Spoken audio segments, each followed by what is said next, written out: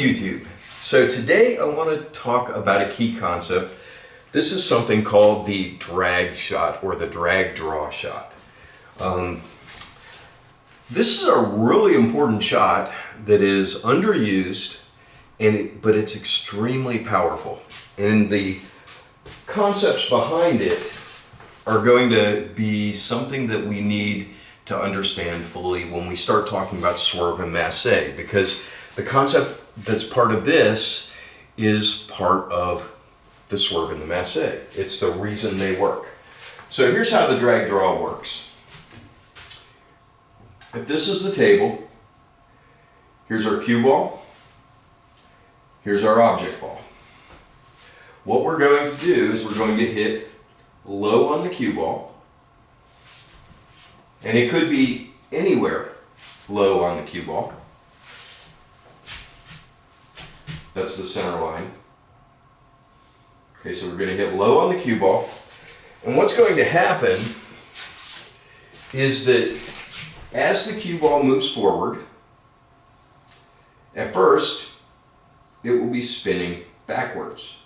So it'll be drawing, which is why it's called the drag draw shot. And it will continue to spin backwards for a while. Okay, so it's still spinning backwards. Then as the friction of the carpet overtakes the spin for a very, very short time, it will be just sliding, not spinning at all. And then it will begin to roll forward with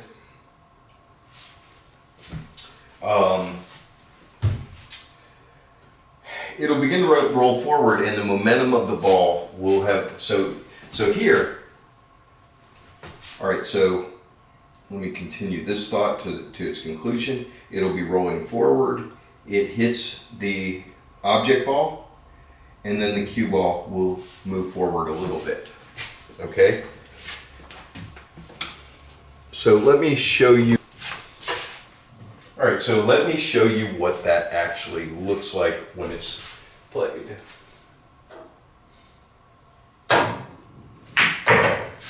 Okay, so we'll do it again. And you should see that on the, really?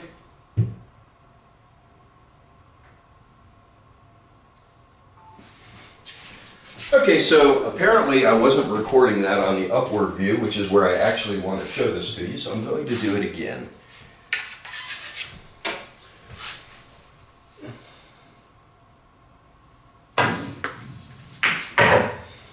Okay. There are various stages in this shot. So here, it's spinning backward at the initial speed. Okay, this is the speed you hit it to begin with. It's going backwards. When the friction overcomes it and the ball is sliding, it has no English, but it slows down. Okay? Then it picks up the forward roll and it speeds back up slightly. Why does that happen?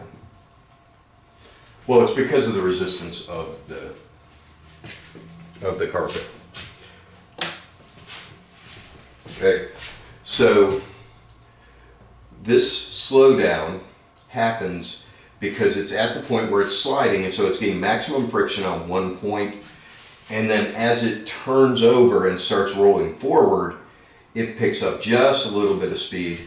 Not very much, but it's I don't know the right term for it. I'm going to call it implied energy.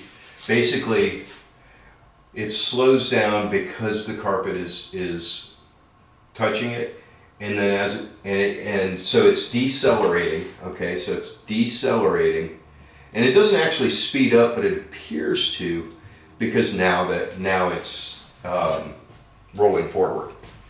Okay, so what happens is there's a very, very sharp let's just graph this, okay? So here's the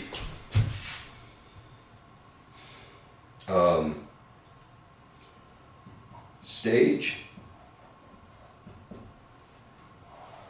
is our x-axis, and this is our acceleration, okay? And so what happens is we're going to call this stage 1, 2, 3, 4, and 5, right? So stage 1, stage 2, stage 3, stage 4, 5, and then post hit. Okay? So here's what happens. Let's say, so in our initial hit, it's just a straight hit, right? And as it's going, it's slowing down at a very slow rate, and then as the cue ball hits that, as the cue ball begins its slide, rolls forward, then there's a sharp deceleration, and then it just dribbles off. So that's basically what that curve looks like. Okay? Well, kind of. Sharper than that.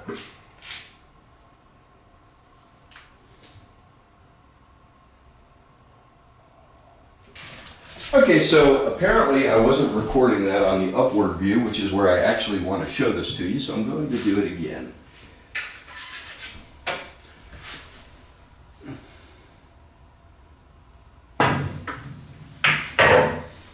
Okay. Now, get too far into what we use it for. Let's talk about these distances. So what different things happen at each of these distances if it makes contact with the object ball. If it makes contact here to here, we get draw. If it hits in here, we get stun. If it hits in here, we get the natural momentum. Actually, that's through the end. We get our natural momentum. Okay, which means that it rolls forward. Because remember, a ball with no spin on it that's rolling forward carries forward, right? We just do that just for the sake of doing it. If I hit this, I hit it soft, I don't hit it with follow, I just hit center, and I roll it. It rolls forward because of the mass of the ball carrying it forward. Okay, so that's what you're getting after this point. Now, we can vary the distance that it travels in this initial stage by either hitting it harder or hitting it lower, okay? Or a combination of the two. This is a very, very short period. The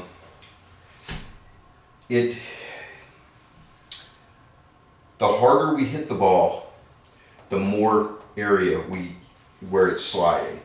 Okay, so if I hit it very softly, it'll turn over almost immediately, and if I hit it very hard, then it doesn't turn over for a very long way and it slides for further.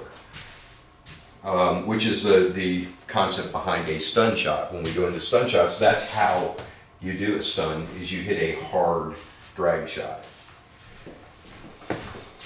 And then the forward momentum will pick up as soon as it finishes its slide, and the friction of the carpet overcomes it. Now, you can make it slide a very long way and only roll forward a very little bit. The earlier it hits after the turn, the less the cue ball rolls. So if I can get this to have a long drag, you saw I had almost no forward momentum when I hit the 7. If, on the other hand, I put the 7 in the same place, I shoot the same shot, but I shoot it softer so that there's less slide on it.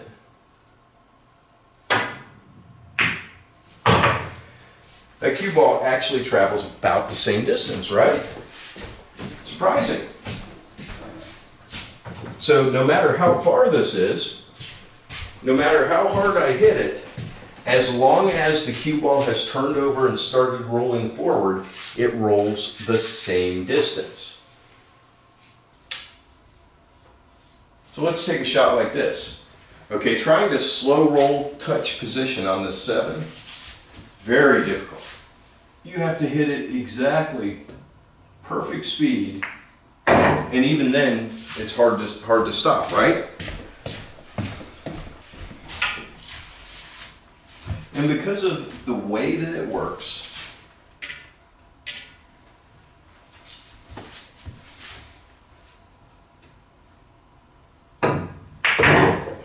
I can stop with my angle, okay?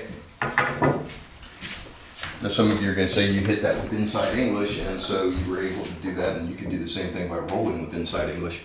And I'm going to tell you that it is very difficult to roll this shot with inside English and hold the cue ball. You have to be perfect. With the drag draw, you don't have to be perfect. The other thing this is really good for, let's say you have a shot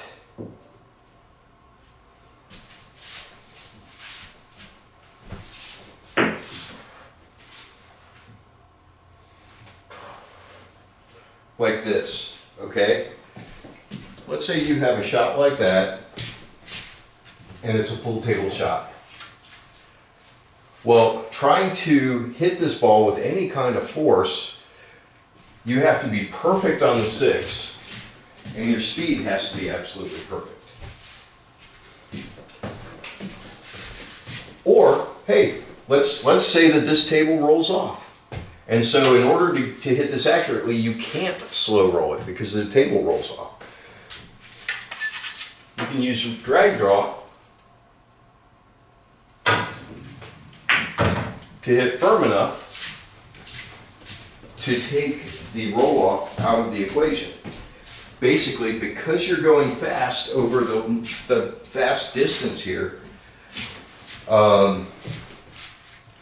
because you've got this long distance that you're shooting, that deceleration helps. So we can hit fast to avoid having the cue ball roll off. Take it fast all the way to here, have it decelerate, and then just roll forward and make it. And because the only time it's rolling slow enough for the table to roll off is that last 6 inches, you're not going to roll off all that far. So you can use this to overcome bad tables.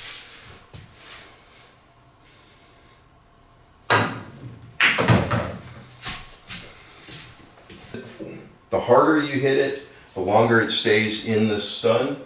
Well, the lower you hit it, the more it decelerates.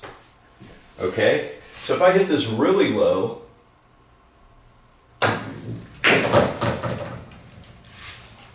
I can hit it hard, and that deceleration happened right here, allowing me to control the cue ball easily. Now, the other thing about this is that, and you'll see me do this a lot when I'm shooting. Let's say I have something like this, and I'm off angle enough on the shot that the cue's going to roll down the table, okay?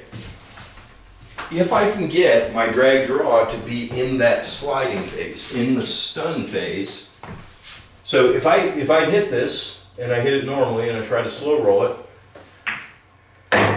cue rolls up the table, right? And that was basically as slow as you could possibly hit that. Now if I set up the same shot, and I use drag draw to do it, that was rolling forward.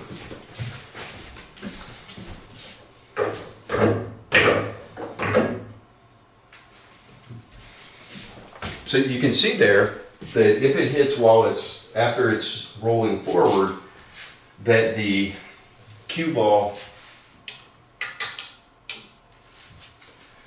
will simply do the same thing that it did before. It rolls forward just like if I hit it slow to begin with. But if I do drag draw and get it to stop when it makes contact, look how much less that moved.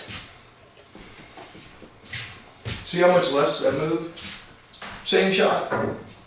But because I had it going backwards, right?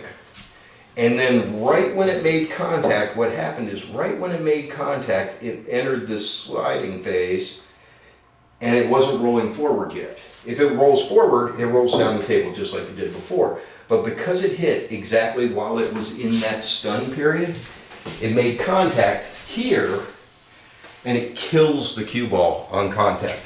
So you can have these big angles that you need to make and you don't want the cue ball to get away from you. You can simply drag draw them. Okay, that one actually had made the turn and was rolling forward, but you can see it still was fairly easy to control the cue ball. I love this shot for controlling the cue ball. I love this shot for making shots on tables that have bad rolls to them. The drag draw shot is all about controlling how long it's in the draw phase, how long it spends in the stun phase, and how soon after it turns forward you hit this ball. The sooner you hit it, the less it moves. Once the cue ball has made this turn and it's rolling free. So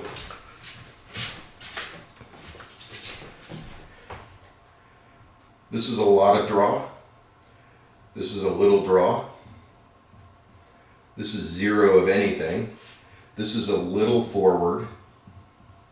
This is a lot forward, okay? And depending on when you make contact with the ball, in what phase of that, and by the way, this applies to every shot with draw. The only difference is that you're not deliberately letting the ball turn over. A draw shot is a draw shot. But if you're hitting it soft enough for the friction to overcome it, and then for it to roll forward, you can get a lot of control. And on a really fast table, and I'll show you this when I get the table recovered, I'll point it out when it happens. I shoot this shot a lot. So this is a lot of draw, a little draw, no English of any kind, a little bit of forward, a lot of forward. So as soon as it's running, this is I would call this rolling free. So at this point it's rolling at the speed that it would have been rolling if you had just slow rolled it. Okay?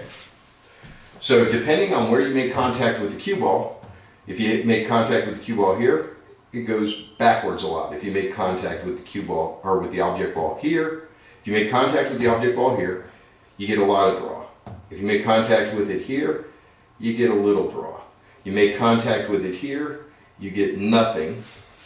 You make contact with it here, you get a little bit of forward. You make contact with it here, you get as much forward as if you had rolled it, slow rolled it to begin with. So this is a way to hit a ball firm without giving up the touch of a rolling shot. So anyhow, that is how drag draw works. When you're practicing this, you will want to practice it for different distances. You're practicing for distance, not speed. So you'll want to start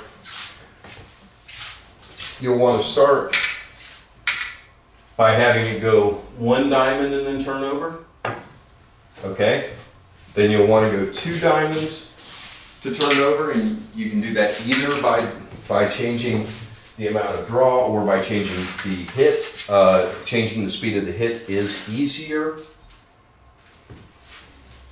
So go 2 diamonds and have it turn over. Beautiful.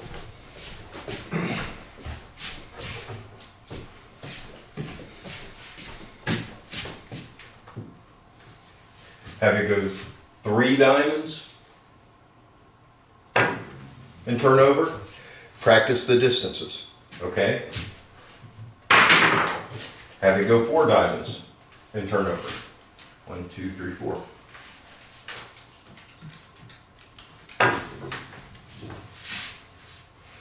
You see how I'm practicing that by changing how far, where the slide happens? That's going to be the important part of this shot. So when you practice this, you want to practice. So when you practice this, you're going to want to practice controlling the distance that it goes before it turns over. Okay, and you're going to want to get those distances down, because when you play, that's how you're going to adjust the drag draw shot for the shot. Okay, with that, I'm going to let you go. If you like the video, hit like, hit subscribe, ding the notification bell, and we'll see you next time.